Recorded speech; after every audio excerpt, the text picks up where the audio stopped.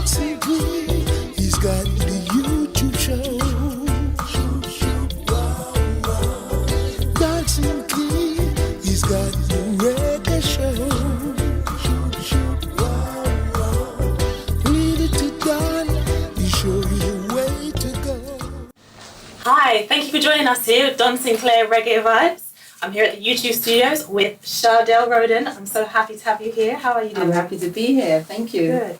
Chardel just performed, I have to say, her new song Essence, and I absolutely loved it. It's a beautiful song. Oh, thank you. Thank you for sharing that. Thank you. Pleasure. So, let's get stuck into our questions. Go for it. First things first, what age did you get into music? Well, music has been around me for a very, very long time. So from I was like in secondary school, around 11, 12, that's when I really started to kind of love to sing and love to be part of the choir, and I was learning to play the clarinet, and then learned to play the guitar, and I was going to the youth orchestra, and so music really just became part of my life and a fun thing to do, outside of school. Yeah. Wow. Okay, so what is your musical background then? You mentioned your clarinet and the guitar. Yes. That's what started you off. Yeah, Anything else? It all started from the recorder actually, and that kind of helped me to learn how to read music. That's where most of us back in the day, I remember that. Yeah. And then, I just loved music, and I think maybe the social aspect of it as well. I don't know why, but it's something that music and sport, drew me out. So I always wanted to kind of go further and learn more, and as I said, it wasn't even a career choice. It was nothing that I was thinking about for the future. I just loved it. At home, my dad would be playing guitar by himself, self-taught. Yeah. My mum was also, they always be playing music in the house, especially on a Sunday when dinner's been prepared. And I do the same thing actually. When dinner's been prepared, music's on. So both my parents are Jamaican. Grew up they met in Northwest London. So I'm Northwest London, born and bred. And, there's a lot of music in my family bloodline. One of my cousins is Cutty Ranks. I've just recently found out another cousin of mine is Assassin. There's possible links to other quite well-known musicians in Jamaica coming from the same parish as my mum from Manchester, who people are telling me are possibly my family. And everywhere I go right now, I'm finding musical ties to myself. Sometimes we think that we've just come into this world and we just have this gift, but it's coming from our ancestors. It's coming from far, far back, Yeah. So was there something specific that inspired you to then become an artist? Basically, getting on the stage and getting a reaction and thinking, oh my God, wow, I'm good at this. I'm going to do this. Yeah. And then it was just for the love of it, and basically kind of just finding, something that, finding yourself really. It helped me to kind of find that thing, that I thought that I was really, it came naturally, it felt good, got the right reaction, and it just all kind of took off from there, You mentioned earlier backstage something about Reggae X Factor. Yes, I won the Reggae Star Factor 2014. That was the first year that it ever was on. And, it was a very empowering moment for me, because it's not often when you put a plan into place and you execute it and then you come out with a win. So it was a real turning point for me, because, I've been singing songs. I had Bassline out that I sang earlier on. I had Come On Over out, but it just wasn't seeming to get out there. A lot of DJs still didn't know about me. A lot of people still hadn't heard who I am. So I'm thinking, what can I do to turn this around? I have to put myself out there, I've done a singing, I forgot to tell you, I got into this music through winning the singing competition. Okay. And I won £50, and I had to beg my mum to leave the house because it was in a nightclub and I wasn't old enough, but I won it. So it's like, when I put my mind to something, I go for it. I go for the win. I come from an athletic background. I know about doing heats, I know about doing semi-finals, and I know how to win. Yeah. So I put all of that into, my strategy. Clothes, shoes, voice, hair, makeup, everything. I was like, this is mine, I'm going to have it, and I got it. Yeah. Clearly works. You look great today. The waistcoat dress thing, where can I get one of those? Oh, I have to big up Buzz Ink Designer. Buzz Ink Designer. Yeah, up and coming designer.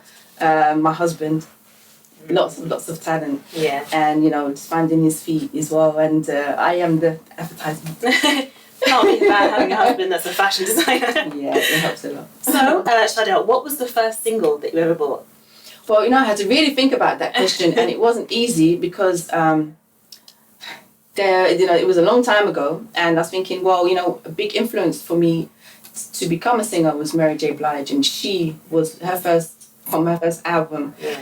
That's the first that I'm sure that I would have bought. A lot of raw stuff. Yeah, it was very real. It was, even though this was before she got into a little bit of depressive stage. Sorry, Mary. But this is when she was really on fire. She was hungry for it. She hadn't been beaten down, so much, and that really inspired me, to really to sing as well, and dancing and listening to the music. Brilliant. So, what's your favourite album by another artist? Well, one of them is Luciano. I think there's Where There Is Life. His first album. I was trying to find the name of it before I came in, so I was trying to do my homework. But it's the one where he says, who could it be now? Oh, knocking on a Rastaman's door, yeah. That one. Okay. That album. That is like, when I first heard that, I was like, wow, how comes I haven't heard of this, The Messenger? And I seen him perform on stage, and his performance is like, wow, bouncing from here to there, full of energy. So it's like, it's not often that you see an artist and it tickles your ears, and then you go and see them and they've got the performance as well. So it's like, that's the kind of thing that I try to bring. I want to tickle your ears, and I want to give you something to look at and feel when I perform. So, he that was definitely one of my favorite. He is still one of my favorites. He's still got it.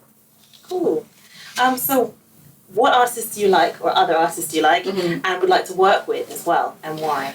Well, I would like to work with anybody, really. I'm open. Anyone who's open to work with me from any genre, because, even though I'm in reggae music right now, I am a singer. But how this, how the industry works, everyone wants you to kind of be in one box. But really, I'm a singer. I love to sing soul. I love to sing R&B. I like to sing commercial, because in pop there are some very, very good songs, even though it's not always by the best artist. Yeah. But a good song is a good song, and when I hear it, I know it's a hit. Yeah. So I'm up for anything, really, as long as it's something that I can feel. I love live sounding music with live instruments. Nothing too digital, unless it's like, oh my God, that bass is killing me. Yeah. You know what I mean? Yeah. Really, it's like you feel it, and it makes you wanna, or it can't not get completely involved. It has to be something that moves me. I'm not specific to genre, color, and it has to touch me. Yeah. Okay. So where was the last event that you played? I played at a music festival. I opened for Lonnie Liston Smith and Roy Ayers. These are two godfathers of soul. And, it wasn't a reggae event. It's a jazz, soul, funk crowd. So I went, and they were really into it in Ashford, in Kent. They were music lovers. I started to sing first with In Your Mind, which is a song which people kind of really, really love, because it's got a hook that goes bum did it down, and it sticks in your mind. It is called In Your Mind. And from they felt the bass line and felt the real kind of authentic sound. They were getting into it, and they were just dancing, and it was just such a joy. It's like music is a joy. It's I was giving them something they could feel, and they really appreciated it. So I have to big up all of the Ashford crew in Kent. I grew up in Ashford, Kent, actually. Yeah, really? Yeah, so I didn't know that was there, though. Oh, no, it's a music school, a really beautiful school. Okay. And it was such an honour to meet. That week was a week of meeting legends. I went to Stingray, and I had met Master Griffiths, and I'd met Freddie McGregor. And then on the weekend, I was opening for Lonnie Liston Smith and Roy Ayers. It was like, wow, this is a real... packed week of taking in some really, really great influences, Fair enough. I'm gonna have to check it out. It's up on YouTube. I just put it. I will go and have a look at YouTube. So far in your musical career, what's been the best moment that you can recall? Okay, when I did a degree in commercial music at University of Westminster. So when I finished my degree, I went on a world tour with Natacha Atlas. She is an Egyptian artist. So did the casting, got straight in, and with her I was singing in French, I was singing in Arabic, I was doing Egyptian dancing. We went on a tour around the world, and we sang at Central Park. Wow. And that Central Park performance was so special, not only because it was a wicked vibe, it was a world music crowd audience. That was my first experience of the world music scene. And it was packed. My uncle Sidney was there from Jamaica. My auntie was there, and he'd never seen me perform. And my auntie, I think she'd never seen me perform. And I was dancing, and he was like, my gosh, you can't whine. She said, but okra, we're slimy. Do you know okra? Okra is slimy. Yeah. So it's like...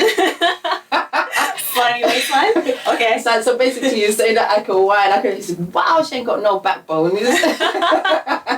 Fair enough, yeah. It was really, it was because of, the experience being in New York, and my family members were there, and, it just really made me feel very, very proud, Yeah. So you've told us a bit about your career. Yeah. Describe your music, and also how long have you been writing? But I've been writing for over 10 years, 10, 15 years. When I was in secondary school, my mum bought a piano because I started studying A-level music. And from I got that piano, even though I had the guitar before, the piano just kind of suited the songwriting, and I started to, kind of write songs from there. So yeah, that was around more than 10 years, 10, 15 years I've been writing. Brilliant. Yeah. Okay. Can you name 3 artists that you'd like to be compared to? Well, really and truly, I don't want to be compared to anybody. Good answer. Yeah, because really what I do is the way I sing, the way I express myself, comes from a very soulful place. I like to express myself, and reggae is a good vessel because it's something that I connect to from birth. It's part of my background, it's part of my culture. And I would like to elevate that culture, and bring it to a place where maybe many artists haven't brought it to for a long time, especially as a female. So I'm very careful not to sing songs with a negative lyrical content. It's all uplifting, it's very motivational, it's very inspiring, it's about loving yourself and knowing yourself, and trying to find a way to just be a better person, to make a better contribution, no division, just more, that's me. I don't want to be compared to anybody. Even if people do, and I don't mind, especially when they want to compare me to Lauryn Hill, or they will compare me to, what was the latest one? There's some people in talk that compare me to Itana as well. So they're going to think of the person that maybe has touched them most. And from my touch you and you, that's positive to me, So I don't get offended. I love it because it means that, I've made some kind of connection, and I'm always trying to make a connection through music. Sounds lovely. So you mentioned a few different genres of music before. Yeah. What's your top 3 favourite? Oh, my top 3 are reggae, soul, and R&B, but not just R&B from now. R&B from Motown. Yeah. R&B from when the vocals were like the backing vocals, and the song arrangement, also the instrumentation, and that kind of from there, bringing that forward, taking the best elements of all, because reggae had a solid foundation in soul and Motown. It was very influenced in that. So, those 3 definitely. So professionally, what's your goal? Well, really, as every artist, just to, I'm going to say boss. Boss. Really, for me to get that elusive one hit, and then it opens a door to let people realize that, I have a lot of songs with a lot of quality to be several hits, and I know that takes time. So if I could have a fast forward button If only. that I could press to kind of get it out there, however it is, you know, and this kind of stuff, you know, sitting here talking to you, I appreciate, you know, it all helps, you know, all these little things help, you know, I'm very dedicated and I will make time for serious people, you know, and serious interviews like yourself, you know, I'm there, I'm up for it, I'm just so determined. So really, I just hope that determination and hard work is going to get me to a higher level. Yeah, I'm sure it will, definitely. Thank you. Other than singing, what else do you do? Do you have any other jobs? Yes, Yeah? I work. I sell shoes. Great. Put me up with a discount, maybe? Yeah. But you know something? Being in retail is a fascinating window, actually. I test out a lot of hairstyles, a lot of ideas. I get a lot of information from the public that you would miss normally, especially being a mother. I'm a mother of 3. So, you know, you miss a lot of things, you know, but you see people from all different walks of life, you know, come in. And one thing is for sure, people are frightened of their children. I can say that for sure. Children are running loose out there. But yeah, I've always worked in, before that, with childcare. I worked in youth work and in the nursery. So, you know, I'm very, me and children, it's just like butter. Yeah. Okay. So none of your kids running wild then? Not afraid of those? No. I'll be like, listen, don't let me have to. Do you want me to embarrass you? Don't embarrass yourself. Okay. Fair enough. So can you describe a real life situation that has inspired you? Yes, that's why I brought my mum. I was going to say, I don't know if you can see, but we have a nice picture of your mum here with us. Yeah. I lost my mum in last year. And through losing her, it just showed me that there's nothing that I can't get through. And that it was a big shock. And I had to go to Jamaica fighting. There was others that were falling with the grief, you know, and at times it showed me when people are kind of falling apart, I'm the one that stands up to and fights. And took care of mum in like world record time, because it was after I'd won Reggae Star Factor. And she was over the moon about that. But she was like, yeah, come on, you're no longer the tail, you're going to be the head. So I had a show, which was like a reload of after the final of all of the finalists. And it was like, I had to go home to Jamaica, take care of my mum, get back into London, got off the plane, was on stage, didn't sleep. I tore that place down. So I was like, you know something, there's nothing I can't accomplish. Yeah. She's a big inspiration, and my children. All right, pull yourself together now. No, it's okay, it's a beautiful story. Love mum. Yeah, it's wonderful. I think you've just become a bit of my inspiration, actually. So, if you could go back in time, is there anything you'd do differently? No. Nothing. I wouldn't change anything. No regrets. Everything that's led to today is what helps me to make me right now, which gives me something to talk about with you. You know, all the experiences is growth. You know, it's all a journey, because if I hadn't been through everything that I've been through, I wouldn't have any kind of wisdom. I wouldn't know what to watch out for. I wouldn't have any words of advice to tell anyone. I wouldn't have any words of advice to tell my children. I would just be someone that's maybe just boring, talking about the latest video game, or you know, it's made me have experiences in life, you know, and that's what makes you grow. And it also helps you to write songs, because, you know, the songs come from a place that's real, which is something that I think in that era that I was talking about with Motown, you know, there was a lot of reality in that song, in those songs. And in the best reggae music, there's a lot of reality.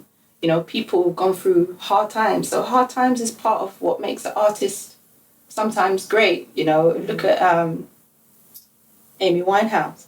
You know, unfortunately, she couldn't control, you know, whatever, you know, the kind of trauma that or traumatic times that she had, you know, had suffered. You know, but luckily, you know, I'm very, very strong. I'm not influenced heavily by drugs or anything. I'm not interested in that, you know. Of course, I like to go out, have a drink, have a good time. But it's like I'm so focused and so determined. It's like nothing can hold me back. Yeah. There's nothing that I can't do. It's just a bit of luck that I need right now to just kind of turn it and bring it home. You know. So, is that what you do a lot in your spare time? Then you write a lot, or are there other things that you do? Well, it's kind of hard actually to write sometimes. You know, with family life and holding down a day job, and I have to have a backing track that just I really love it, and I'm like, oh wow, I will have to write something to this, and so in my spare time I would love to keep fit again. I would love to get my six-pack back, and I would love to be more active and sport and stuff like that, but life can kind of sometimes run you down. So in my spare time, I love to watch films. I like to play my guitar. I like to, try and have fun with my children and, do family things as well. Go out, I try to get everything done. I really want to live life to the full, to live healthier, eat healthier. I'm really into making smoothies. I make my own toothpaste, all that kind of stuff. Your own toothpaste? Yeah. How do you make your own toothpaste? With coconut oil, sea salt, baking soda, lemon juice. Sometimes you can put a tiny bit of turmeric in it because it's very good for the health of your gums. Yeah, I've heard that coconut oil is really good at that as well. Coconut oil is very, very good for many, many things, and baking soda as well. Yeah. So I'm really into trying to change some things in my life and lifestyle, because also it's like I want to give these tools to my children. My mum was very much a herbalist. She was into her herbs, so I love to cook with fresh herbs. I like to, so they know about thyme and rosemary and essential oils and stuff like that. So I'm very much into kind of organic stuff, but, organic is quite expensive. But, I'm into really natural alternatives. Yeah. I'm going to have to try some of that toothpaste, actually. Yeah, it's good. You've got great teeth, so it's clearly working. Can you remember... Not too far back, I'm sure. What's the first song you ever remember hearing? Oh, that's from my mum. It's money in my pocket, but I just can't get no love. Dennis Brown, yeah. Yeah, a bit of Dennis. Dennis Brown, nice. Definitely. I love Dennis Brown. His voice, his tone of voice. He's definitely had a big influence on me. So yeah, and that's coming from mum. Yeah. Yeah. What are you listening to lately? Lots of different things. I just found, just by accident, an artist, and his name is gone. It's really kind of strange name. His name is gone, but he's got his image is a little bit like Pharrell. He's got the big round hat, slim guy, but with a kind of ska, kind of commercial reggae sound. And it's like I've just started to kind of look and listen to some of his stuff, and sometimes it's like I don't take in other artists too much because it gets in my brain, and it kind of comes out and you don't even realize. I'm kind of like I'm as athletic in my way. I get down in the blocks, and when I'm up, I look to the finishing line. I'm not looking left, I'm not looking right. But sometimes you need to. Yeah. So, I don't really take in too much of what is going on out there. I really don't. Seems to be working for you. So, yeah. Of your own songs, what are you most proud of? Which ones? Yeah, I'm most proud of right now. I'm most proud of Essence. Yeah, I was going to say, it's a beautiful song. It really Thank is. you. Yeah. This is from my new album, and the reason why I'm most proud of that, because this was part of my prize from winning Reggae Star Factor. It took quite a long time for it to come to actual finishing, to get finished. But in the meantime, I was doing a lot of research. I was looking at a lot of documentaries, and I found a documentary which was talking about, I was checking out kind of Rastafari. I'm very interested in, in my culture and finding about history, Caribbean history. So everyone knows about Selassie and everyone knows about Marcus Garvey, but not many people know about Leonard Howell.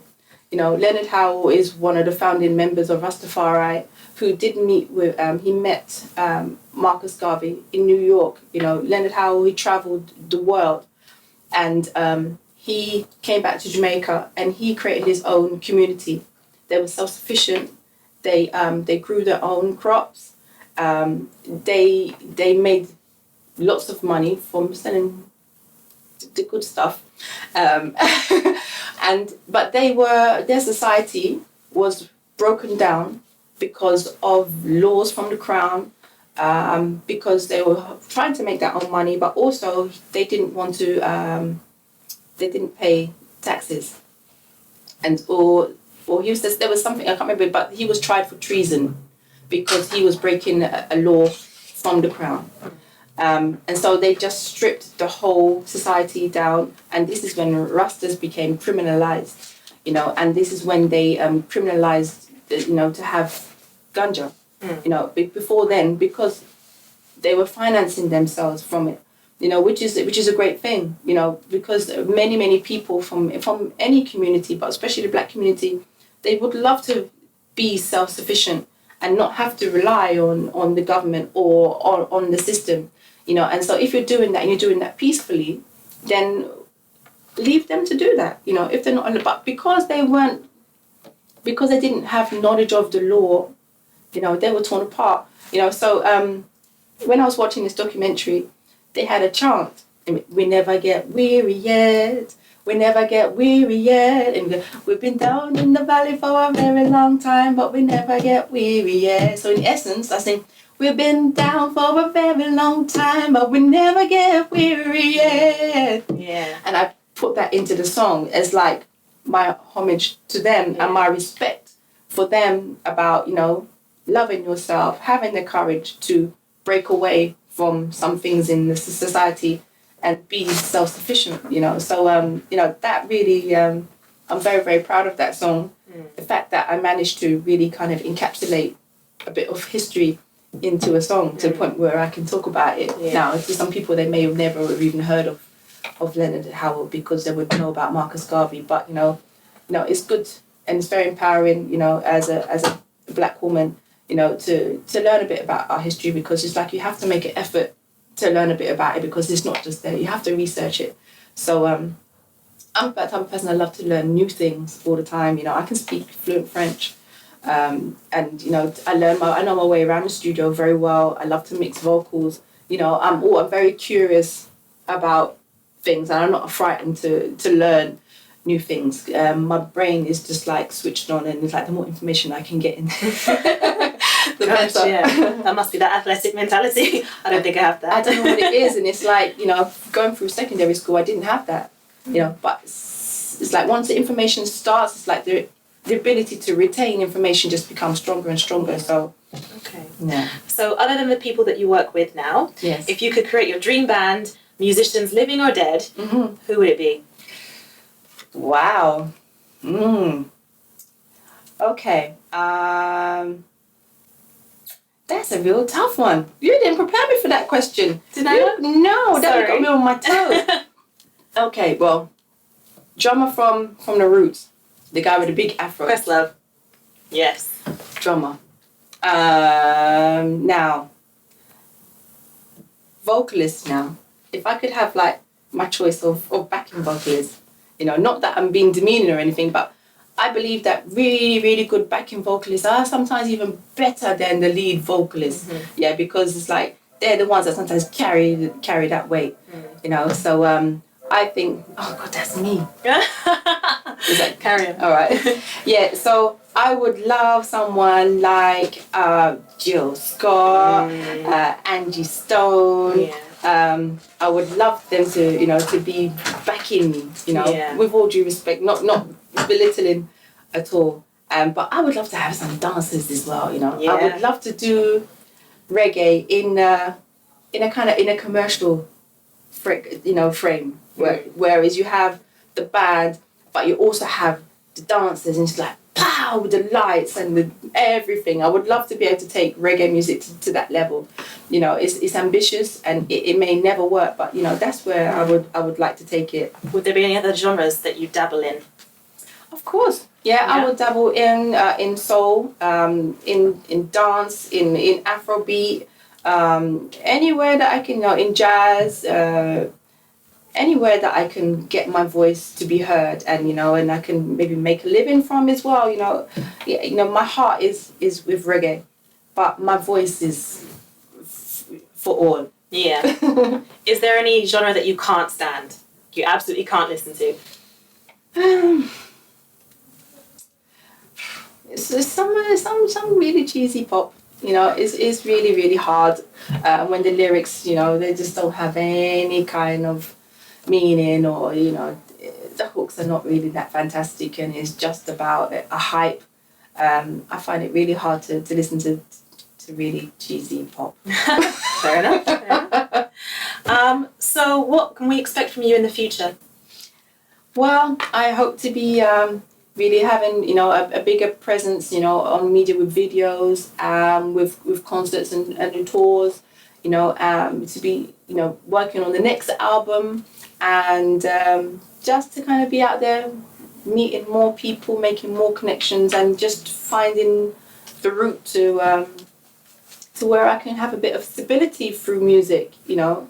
I'm not looking for like a big multi-million record deal. If it happens, then, you know, I'm going to take it, you know. But in the meantime, I would like to be able to, you know, say I'm going on a tour, a 20-day tour of Europe, and each one of those dates is sold out. For me, that's achievement, you know. For some, it's like, oh, I've done that, and I'm selling 1 million units in a week. You know, that's great. But for me, if I sold, you know, 1,000, you know, in a week, for me, that's a success, you know, because many are not selling anything, many are not working, many are not touring, you know, many are out there and people don't even know who they are. So just for that, you know, I'd love the tour, the big tour.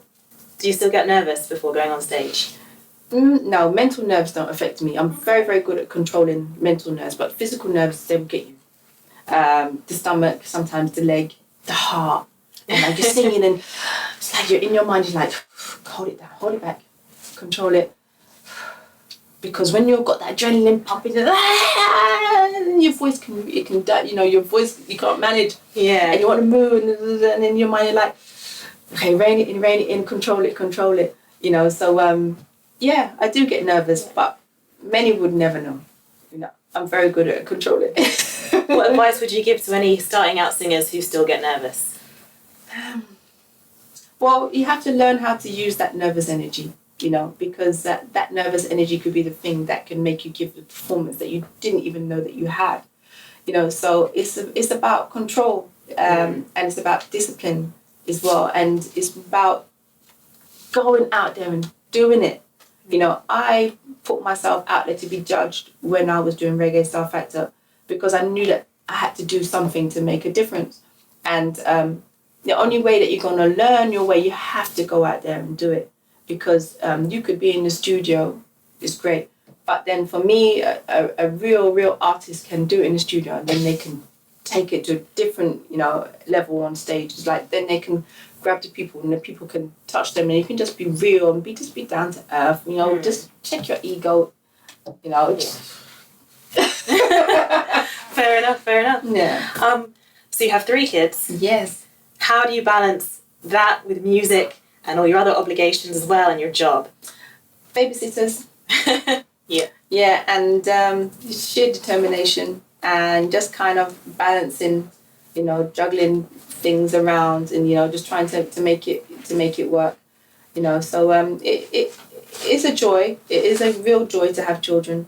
But I don't let it hold me back. You know, I'm not the singer that I'm saying, no, I can't make it because I'm there. Where are you? Okay, what time is it? I'm here. You know, I'm very organised, you know, because having children shouldn't have to hold you back. It's not the end of your life. You know, it's something that you learn to work with, and you grow with it. Are any of them musical? Yes, all of them are actually. My youngest, my son, I have 11-year-old, a 9-year-old, and a 6-year-old. So my first child now, she's got a bit shy now though, actually. They love to dance. She's got a beautiful voice, and sometimes I have to be like this to catch her, you know, and to be listening. And my son now, 4 years ago, we used to call him Mr. Press Button, because he would be at the mixing desk and he'd be pressing the buttons on the computer, turning this, turning that. He called himself King Singer as well. So, and then my youngest one now, she has it the strongest, because whilst, you know, I was pregnant with her, I was rehearsing every week. I was on stage 1 week before she was born. So she, from she was 2, she was she was writing in the most simplest form. She would take a traditional nursery rhyme and she would change the words, keeping the melody. And I'd be like, wow, you know, because I can understand that as a creator, as a writer. And then, you know, she's loved to dance, and she's got some legs. They're not my legs. I don't know where those legs come from. She's got like the form of a ballerina, very elegant, very graceful. And she's just like not shy. She'd be looking at you in your... When she's very determined, she's got that determination from me as well. When she sets herself a task, she will complete it, you know. So she's got it the strongest. So, last question. Yes. Well, do you have anything to say to Don Sinclair about all the work he's doing here with Reggae Vibes? Well, you know, something I really appreciate, you know, everything that Don Sinclair has done, everything that Don Sinclair that you are doing, you know, I appreciate that you've welcomed me here. You know, there's many artists out there, you know, who could be filling my space, but now you chose me, and I appreciate that, because yeah. So just keep up the good work, keep up the vibes, just spread the word, and anytime you need me to come back, I'll be here with my shoes. Thank you so much, Chardel. That was amazing. Do you have anything to say to your fans just before we wrap up? Oh, thank you very much, yeah, because I was just about to try and slip that one in there. So check out my website, www.chardelrhoden.com, Facebook, Chardel Rhoden, Instagram and Twitter. Also, check out my new album, Essence. You can find it on iTunes and CD Baby and all digital downloads. But yeah, more love, more blessings to you all. Thank you so much. Thanks.